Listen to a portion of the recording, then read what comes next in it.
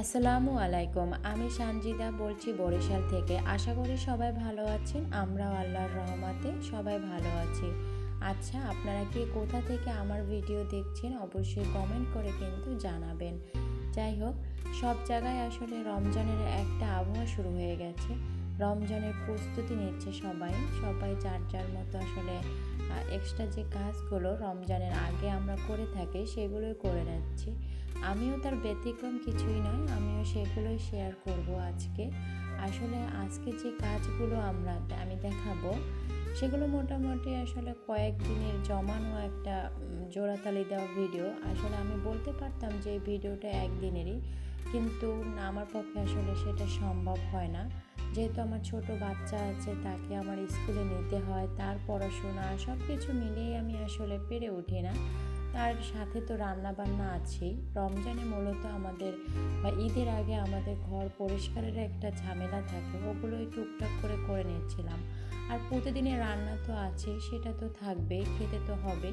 তো এর ফাঁকে ফাঁকে আসলে এক্সট্রা কাজগুলো করে নিতে হবে, তো সেগুলোই করে নিচ্ছিলাম। এই তো আছে, পর্দার কাপড়গুলো আমি পরিষ্কার করলাম আর কি, তো এটাকে আমি ভিজিয়ে রেখে তারপর অন্যান্য কাজও করে নিচ্ছিলাম।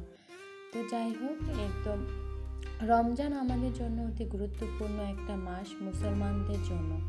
আমরা সাধারণত এই মাসটাতে ইবাদতের দিকেই বেশি ফোকাস করি, যার কারণে আসলে আগে আমরা কিছু চেষ্টা করি যে কিছু ইফতার বা কিছু কাজ আগে শেষ করে রাখার জন্য, যাতে আসলে রমজান মাসটা আমরা মূলত ইবাদতের দিকে ফোকাস করতে পারি। এই কারণেই আমরা মোটামুটি চেষ্টা করি সব কিছু এগিয়ে রাখার জন্য কাজ।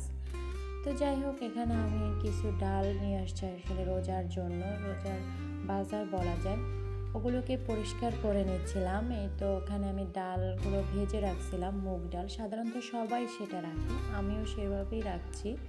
যাই হোক, অন্যান্য ডালগুলো আমি আসলে ওভাবে ভেজে রাখছিলাম। ভেজে রাখলে আর কি এগুলো ভালো থাকে একটু, তাই আর কি ভেজে রাখছিলাম। বরাবরের মতো এবারও আমি বলবো, আসলে যদি আমার ভিডিওর কোনো অংশ বা আমার কথার কিছু অংশ আপনাদের ভালো লেগে থাকে তাহলে অবশ্যই আমার চ্যানেলটাকে সাবস্ক্রাইব করবেন এবং ভিডিওতে একটি লাইক বা কমেন্ট করবেন। আপনার একটি লাইক বা কমেন্ট আমার জন্য আসলে খুবই গুরুত্বপূর্ণ একটি জিনিস। তো আশা রাখছি এই অনুরোধটা রাখবেন। যাই হোক, আবার ফিরে আসি আমার কাজে। এখানে আমি এক এক করে ডালগুলোরে পাত্রে রেখে দিচ্ছিলাম। এগুলো আসলে পরবর্তী ভিডিওতে দেখাবো এগুলো দিয়ে আবার কি ইফতার আইটেম তৈরি করা যায়। এখানে আমি এখন রোল, স্প্রিং রোলগুলো তৈরি করব, সেজন্য একটা পুর তৈরি করে নিচ্ছিলাম।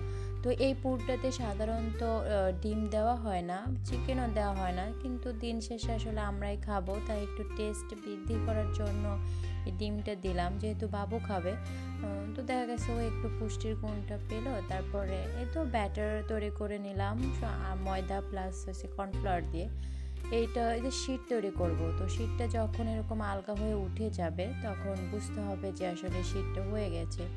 আর একটা মিশ্রণ, এটা দিয়ে মূলত রোলটা আটকিয়ে থাকবে, রোলটাকে আসলে চারপাশে যেন আটকে থাকে, এটা যেন খুলে না যায়, সেজন্য দেওয়া হবে। তো এভাবে ভাজ দিয়ে, তো এই আইটেমটা আসলে বাচ্চারা অনেক পছন্দ করে। তাছাড়া দেখা গেছে ইফতারের জন্য একটা ভালো আইটেম হবে, প্লাস এটা ফ্রোজেন করে রাখা যায়, সেক্ষেত্রে আপনার অনেক সময় কম লাগে। ইফতারের টাইমে অনেক সময় দেখা যায় কি আমরা ব্যস্ত থাকি, আমরা আসলে অনেক দিন দেখা গেছে একটা আইটেম তৈরি করার মতো আমাদের হাতে সময় থাকে না, তো এটা হুট করে বের করেই আসলে ভেজে দেওয়া যায়। বাচ্চাদের টিফিনের ক্ষেত্রেও এটা খুব একটা উপকারী জিনিস আসলে আমি বলবো। আর হোমমেড জিনিস সবটাই আসলে খুব ভালো। যাই হোক, আজকের ভিডিওটা যদি আপনাদের কাছে ভালো লেগে থাকে তাহলে অবশ্যই সাবস্ক্রাইব করবেন চ্যানেলটা। আশা রাখছি সবাই ভালো থাকবেন, এই আশা শেষ করছি আজকের ভিডিও। আল্লাহ হাফেজ।